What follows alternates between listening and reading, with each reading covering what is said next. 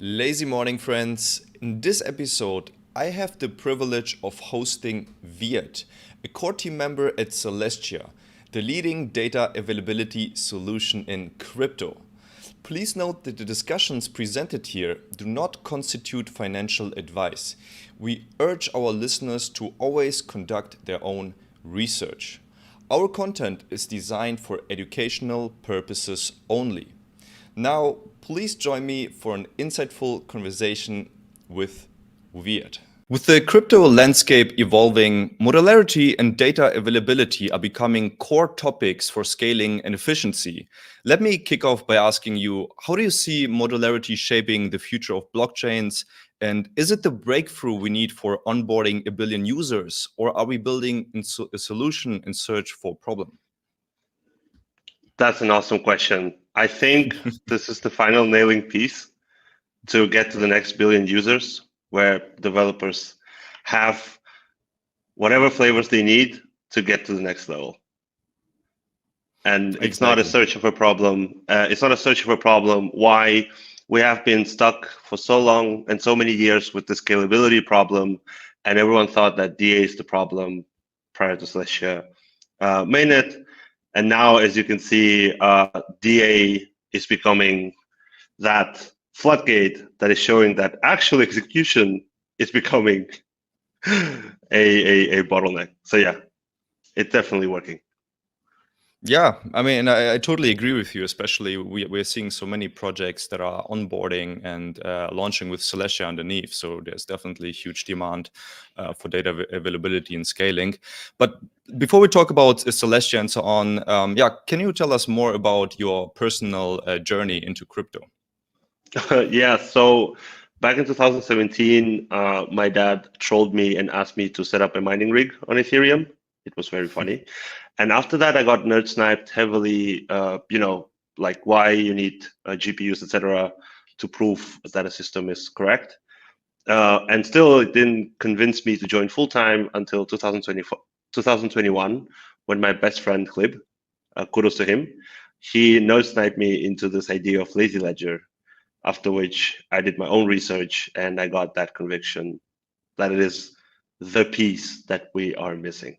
And in 2021, I joined Celestia Labs as one of the founding engineers. And since then, yeah, we are only scaling DA, no execution.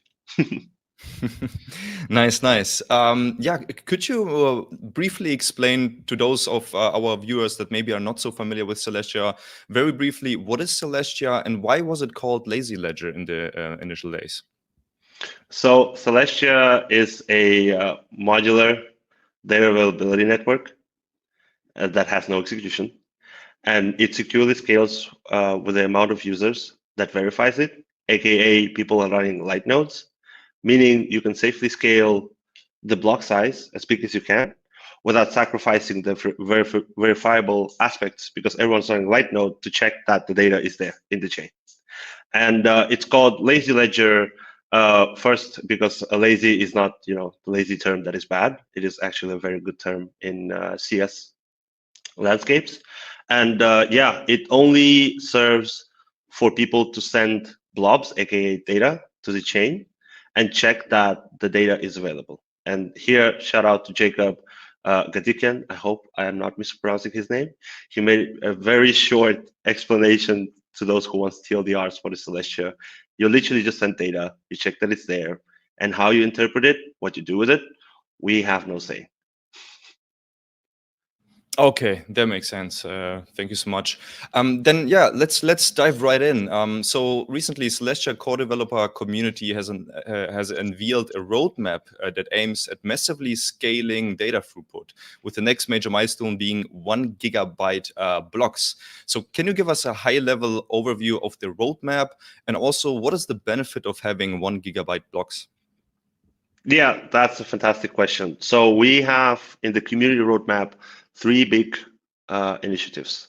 One is the big blocks, the 1 gigabyte big blocks. Why do you need this? As Mustafa wrote in the latest tweet, you want to bring everything on chain. Imagine if Facebook was fully on chain, or we say Netflix was fully on chain. I don't know why, but let's imagine that's the next wave of adoption. And with current block space, well, I think you know the drill. It's impossible to do this. Like, yeah, our phones literally have more bandwidth right now than blockchains, unfortunately. I mean, the consumption. And in order to make those 1 GB blocks sense, we need verifiable by all, meaning that everyone should run light nodes by default.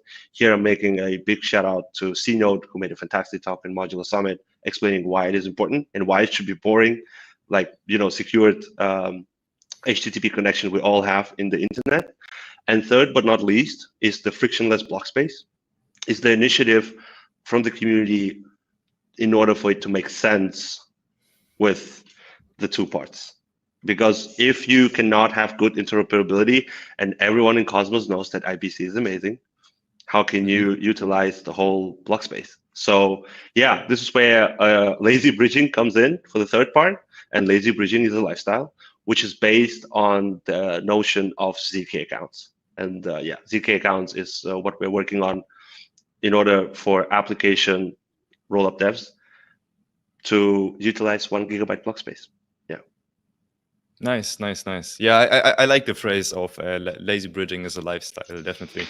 Can you tell us also more about, so one of the major announcements just a few days ago was that we got the first results from the Mammoth Mini Testnet, right? So can you tell us more about the results and their meaning?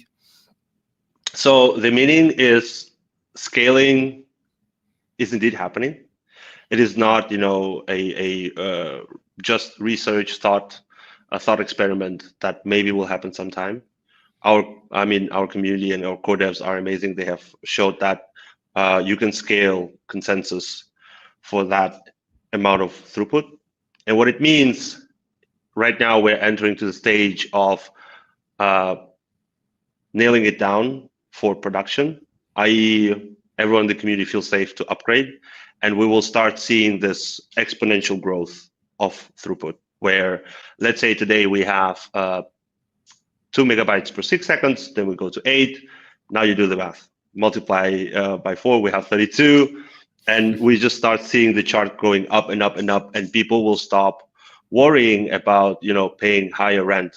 And I love this debate between John Adler and Dankrad back in 22, when they were talking about what does it mean to pay rent. And I think rollups, especially communities who are running rollups and using rollups, should pay as little rent as possible. Right. And so what are some of the applications, or what are some of the possibilities, or what are some of the things that projects can do once we have 1 GB blocks? Does it mean, for example, we can have now like NFTs on chain, we can have full-on games on chain? Or what is the vision behind those 1 GB blocks? I think the vision, imagine if we run the whole cities on chain, i.e. now registering all the documents, verifying that you own those documents is possible, because it's just, you know, so like how the 1 GB blocks is the vision where verification of the state of truth becomes natural, where we don't ask ourselves if verification is a premium, but when we ask ourselves a question, if it is a right, aka verification is a commodity. And imagine an app where you could say, hey, I want to prove to my, I don't know, team league, who is playing, I don't know, Dota 2, League of Legends, aka, that I have never cheated 1,000 hours. How can you do that?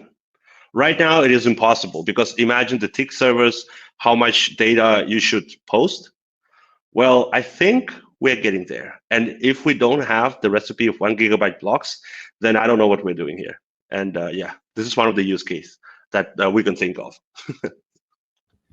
Yeah, definitely, and I think there will be a lot of more use cases, coming up. So right now, it's really a lot of projects are sort of limited, but by the block space of most of the chains, right? You simply cannot do a lot of things on chain. So, and you guys are really trying to solve this trilemma, so to say, right? You also said that you want to make it for rollups to rent as cheap as possible. Does it mean, on the contrary, that then Celestia will actually like earn less fees, or how do we imagine that? That's a fantastic question. So there is a notion of induced demand. I love it. First time when Mustafa said in some of the talks about induced demand, we will go back to the stories of Amazon when Jeff Bezos said there is no way a customer of Amazon would love to have higher prices and longer delivery times. We believe the same when it comes to data availability layers and blockchains in general. People should utilize induced demand, thus growing the pie in general, making the protocol, let's say, sense. In in in despite to, hey, let's select like 5, 6 big players and extract maximum rent from them, because it doesn't make any sense. It is the same notion when we're saying, hey, how can a protocol earn from the fees? Well, maybe, it's kind of like the same question of how cities can grow. Like if you want to extract maximum rent from existing tenants, you have a separate problem that people start leaving. Why not just scale the city? And then people will still pay as less rent as they can. But the good thing about it, in contrary, the productive assets that they create while staying in the city. And I believe that by reducing fees, you're actually making it backwards because people want to spend more. And if we say we onboard 1 billion users that are spending more while each of them is spending less, but collectively they're spending a lot of assets, this is bullish. And I don't know which projects so far have been thinking in that direction. Except what Celestia people in community are doing. Yeah. I really like this comparison with Amazon and the cities, actually, because you're right. You want to grow the pie, right? And how do you do it? You sort of, if you think about the city or a government or a country, right? Like one clever way is, for example, if you reduce the taxes, oftentimes what happens is more people or more entrepreneurs, more companies come into the into the country, right? Because you make it more attractive for them. The opposite happens if you raise the taxes, right? So this is similarly, I would think about the fees when it comes like to roll-ups and so on, and to scaling. And yeah, as you said with Amazon as well, you want to reduce the cost, not increase the costs for the users. So that way you grow the pie, you get more users, you get more traction, and everyone benefits from it at the end of the day. Yes, right? I even say that it's even beneficial if you look at Ethereum with 4844. Like people are, very sad that, oh no, there's no much more rent to extract. While what is happening, if you take a look, Superchain right now is getting a lot of adoption because people know that now Ethereum DA is getting more accessible. So as you said correctly, by reducing the tax burden on your app devs who are let's say, who are those who are creating productive assets, you are growing the pie. So we understand this, and that's why we want to double down heavily on this. And I believe this is the only way to go. Yeah, very, very interesting. I really like that approach. All right, then let's maybe talk a little bit more about the most recent mini testnet. Maybe very briefly once more. I know it's going to be a little bit more technical, but can you maybe explain those two major components? I think there was one component that is called vacuum and compact blocks, and then another one which is called FBSS. So what are very briefly those two things that enable it? Or is it too technical? I'm afraid it is very technical for me to even lay it out in layman terms. The TLDR, okay. I will try my best. Okay, please chat. Yeah. Don't add me if I do it wrong. Evan and John especially. I'll start with FBSS. It is an acronym for Fast Blocks, Slow Squares. What is technically happening right now, as we have on mainnet, is every block, the light nodes need to DAS them. And it's very inefficient because think of this way, you're connecting your phone to verify Celestia chain, and then you see that each 6 seconds, your phone is making a request to DAS, and then it sees the results. I think our batteries will run out of juice very fast. Second thing, we cannot make block time slower because of interop problems. Like imagine if bridging is based on Celestia block times. Now, instead of 6 seconds, we increase it to 30 seconds. Well, we have a problem. Like no one in their mind will wait for 30 seconds bridging. So fast blocks, as you notice, is when we can reduce the block production time to, let's say, Solana's sub 400 milliseconds. So bridging is fantastic. People can see that it's very snappy. But slow squares is when you can batch all those blocks and then you construct a very big square, let's say once every half an hour or once every hour, that all the light nodes across the globe can verify. And if they know that this whole square is correct, available, we have achieved two properties that application devs and users need. First is to reduce the cost of verification. Second, have insanely fast UX. And vacuum is more addressed on the level of, I would say, consensus, how you want to, I don't want to get that technical. When you want to reduce the bandwidth of the chain by removing this duplication of information that people are sending to each other. Because right now, how Tendermint is working is if someone knows that they have information, let's say you are a validator and I'm a validator, and you know that you have 5 transactions in the mempool, you will shout all these 5 to me, even though I know already 4, but I'll receive 5. And now imagine it's like being in the flea market somewhere in Turkey and everyone is shouting the same thing at you. And it's very confusing. So what Vacuum trying to solve is reducing this noise while still keeping the data integrity in one piece for each participant of the chain. I hope it was not that bad. No. I think you did a really great job, to be honest. Yeah, I read the blog post myself and was trying to understand it beforehand, but I think you gave a pretty good recap now. Yeah, very cool, very cool. Then let's maybe talk a little bit about sort of the roll-ups and what kind of projects are already launching and using Celestia, right? So I think just recently or just yesterday or something like that, Astria announced their mainnet and Astria just recently launched on Celestia. Can you maybe also briefly talk about what Astria is and what kind of things people can do on Astria? Yes, first shout out to Josh, Jordan, and the Astria team for the successful mainnet launch. You guys are GigaChads. Astria is a shared sequencing layer.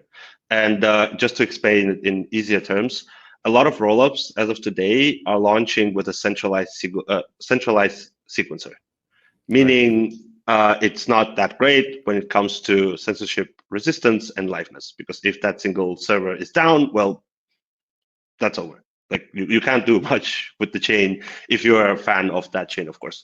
What Astria is saying is that, hey, now we will decentralize the sequencer, making it a set of servers that basically help the rollup to have higher liveness guarantees and censorship resistance. So now what is happening is, for example, Informa and Flame, those are 2 rollups that are launching using Astria and Celestia underneath.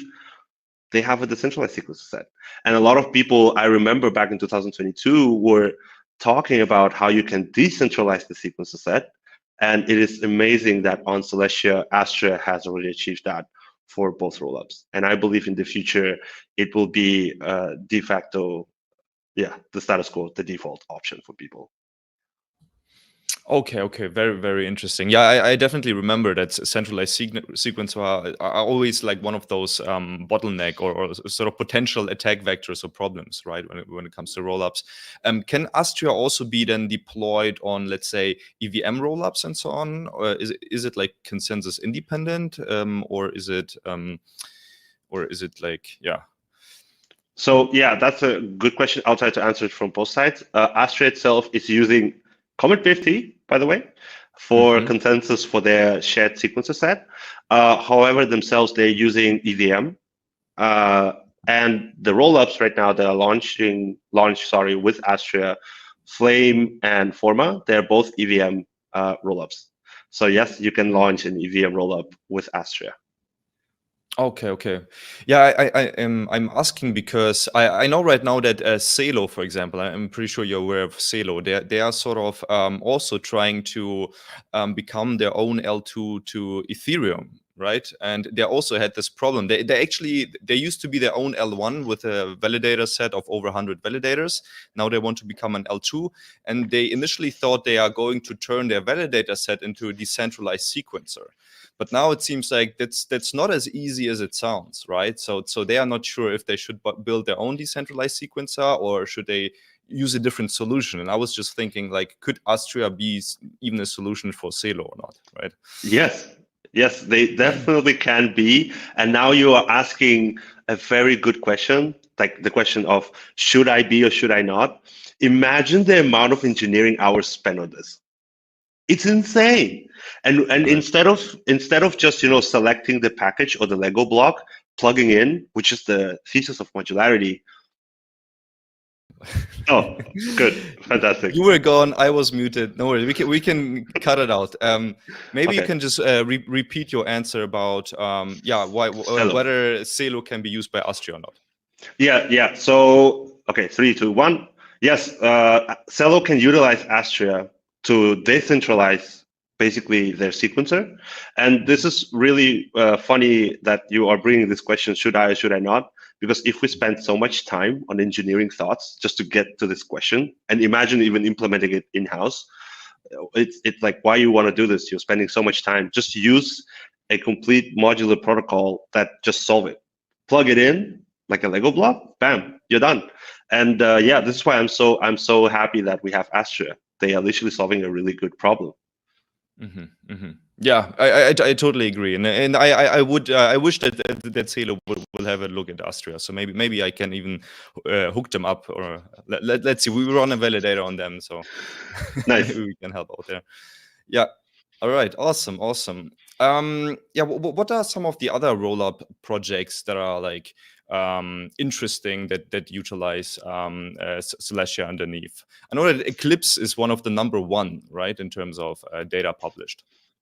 Yes, Eclipse is currently dwarfing everyone when it comes to data throughput utilization, and I think they are a great example why induced demand is so needed. Because if you take retrospectively the DA costs that they are utilizing right now, and you multiply it to cold data of Ethereum, let's say 4844 never happened, you will go bankrupt really fast. And that's the problem when you want to jack the rent up. Another project that I'm very interested in myself, I mean, I think it's amazing, is Movement, because it's an LVM. They're trying to build a general purpose move rollup. And Rushi is also looking into the decentralized sequencer set, how it looks like. It's very interesting how they will go and what is the ecosystem growth there for their rollup. And of course, I really like it. I think it's true to my heart to say 3 more projects that I'm personally following on my free times. First one is Initia. I really like the thoughtfulness of the developer experience the team has.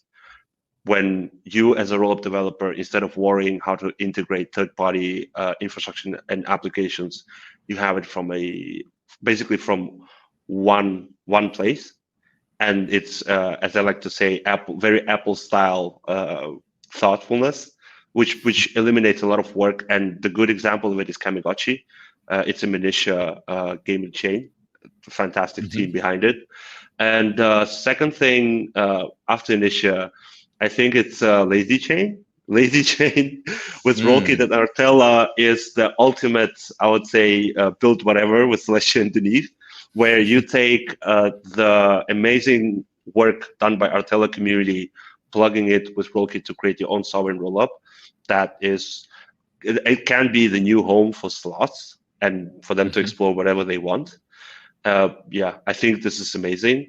And last, I would say the wild horse for me is Chopin, or I'm trying to convert Liam to say it as Chop-in.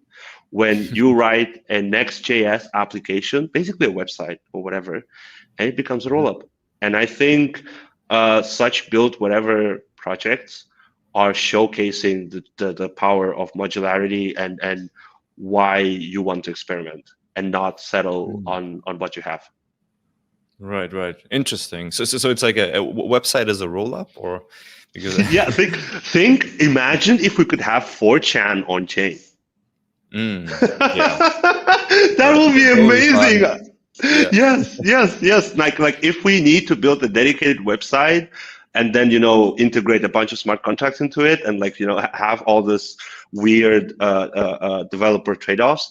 And instead we just say, hey, we're taking 4chan, placing it in, and you already have meme coins, you already have the community. Like, it's such a good UX. Or taking 9gag or like Reddit. It's amazing. I love the concept.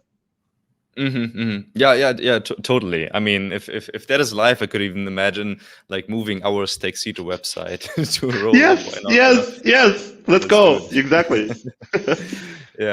Yeah, nice, very cool. Yeah, I mean, you briefly mentioned Lazy Chain. Maybe we can also talk a little bit about Celestian Sloths at this point. I know you're like a big Celestian Sloths like believer and also holder, obviously yourself. I had the honor actually to talk to Paco at the Cosmoverse. He was sitting right in front of me during the dinner, and actually I didn't even know that it's Paco, right, until he told me. And then first time like I got a face to see, but he's sort of like the what do you call it, the ecosystem lead or something like that, right? Like he manages the Discord and so on, I guess, for the Celestian Sloths.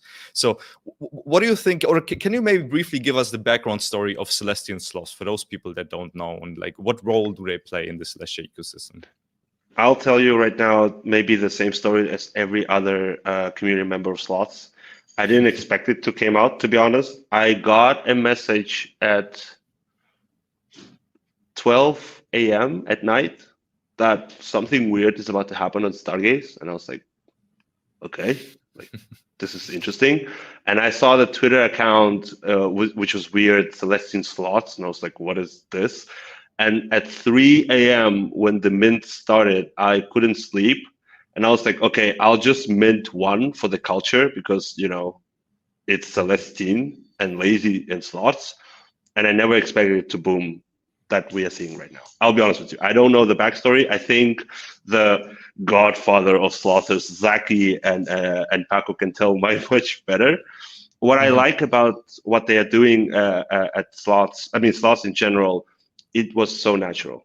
Everything, like it wasn't horseshoeing. It was, it wasn't cringe. People were just having fun, and it's still to this day very, very, very open to newcomers. Of course, the Sloth itself is a little bit limited, but I mean, you should have trade-offs somewhere, I guess. Yeah. No, I totally agree, and I also I love the background story. Like it's like almost everything went perfectly, right? And it was like almost an overnight success. I mean, first of all, it was a fairly cheap mint. It wasn't completely for free. It was fairly cheap, like 1 tier. Then it was also like basically, I think everyone was whitelisted who's staking tier, right? So it was sort of like everyone had equal chances, so to say, right? Exactly. And yeah, whoever like heard about it, obviously, and I think there was still like some time to mint it. It wasn't like minted out within an hour or something. There were like, I think, several hours time to do it. I don't know the exact time, to be honest. I remember I arrived at the mint and it was like still 1/3 or like 1/4 left, because again, I remember it was super late for me. And I was like, oh, I don't. Be honest with you, Nemus, I didn't thought that it will take off. I was like, I'll do it because I like that it looks goofy, and and I want the cap, and I got the cap, and I was like, fantastic. Yeah. No, but I mean, it's also I like the I like the PFP collection or the art behind it. It's actually a pretty cool collection. It's a PFP collection. People can use it as their profile pic. This is usually important for something to go viral, right? Like you need something that people sort of can use as their like X profile, and a lot of people use it. They're always posting LM below every tweet. Also, what's pretty cool is that more and more projects start to use or start to whitelist Celestian Sloths for airdrops. I think Site Protocol just announced yesterday or something like that they will. They didn't say airdrop, but they said, hey, get your Discord role and so on. And Site Protocol, for those that don't know, it's like a Bitcoin lending sidechain, something in this direction, right? And it's a pretty good status to have as an NFT collection, to be whitelisted for a lot of projects for airdrops. Let's say it definitely means something. People appreciate the community behind it and so on, right? So Can you maybe tell us what are some of the things that Celestine Sloths could do on LazyChain? Because I'm still trying to grasp the idea behind LazyChain. So LazyChain will be a rollup itself, right? Or Yes, it will be a rollup itself, a sovereign okay, rollup using Rollkit and Artella EVM. okay. All right. And then basically people could like create their own DAOs, create their own like games or whatever they want, right? Technically like their own token, Celestine token or whatever, if that's needed. I'll be honest with you, this is where the mastermind behind all this, Paco, knows more, and Jormund. Of Okay. course, Manav, all three of them are Slothers. Right. For me, I would love to have the notion that you can put your sloths to sleep. Yeah, give them a rest. Exactly. Because imagine they are on Stargaze always showing themselves. It is very, tiring that you always need to be awake. And I would love to have this contract on LazyChain that I can put it to sleep. And if it sleeps, then I get some bonuses like energy levels. And those energy levels I can spend as gas, I don't know, to pet another slaughter. Right. I'm coming up with this, okay? But I get the point. Like I think something like Tamagotchi, but on LazyChain will be a very fun experiment to run. Absolutely. I definitely agree. I love this idea. All right, awesome. And yeah, definitely for those of you that don't know about Celestine Sloths, go on Stargaze, check them out. I think they are one of the most popular, or the collection that has the most traction actually on Stargaze. So you will definitely find it right away. There are also weekly spaces, I believe, that are organized by the community where they talk first of all about sleeping techniques. Very important. Sleep is very important for your health, right? And then obviously also present like upcoming projects that are launching on Celestia or that are working and cooperating with Celestia. So that's definitely cool to see this like this community basically, around the Celestia ecosystem there. Yeah, but very cool. We actually through all of my questions right now, so I think there was a pretty efficient talk. Is there anything else you want to let us know? Like, what are some of the maybe next things that are coming up for Celestia, or is this like 1 GB blocks topic the major thing you are all focusing on now for the next weeks and months? I think 1 GB blocks, so we can accommodate as many rollups as possible and scale everyone up, so we stop saying we don't have enough infrastructure for apps. We need to say backwards, like, hey guys, now it's the time to build whatever apps to make it work. Okay, like if CryptoKitties would have launched only, let's say, not in 2017, but on 2025, the last news people should read in the newspapers is not that they have caused a gas spike and then everyone is wrecked, but rather it's a cute collection. True. But I mean, I think the Ethereum miners, they were probably happy during those days. So for sure, yeah, landlords were super happy. Yeah, nice. Beautifully said. All right, man. I think we are through all my questions here. Can you let us know how can people find you, and also how can people learn more about Celestia? Yeah, please join Discord at Celestia Community. I'm mentally available there in the sense that I always check it like my newsletter. If you want to find me on X, I think down below this video, there'll be some pinned comment on that. And last but not least, you can find me anywhere on the landscape of conferences. I like to chat with people and make sure that they know about what we are doing and how we can be helpful to them. Yeah, sounds awesome. Thanks a lot, Viet. And yeah, I think we can repeat this maybe like early next year or some point in the near future. But thank you so much for taking the time. It was a very insightful conversation. Thank you so much for having me, Nemus. I appreciate it. Did you enjoy this episode?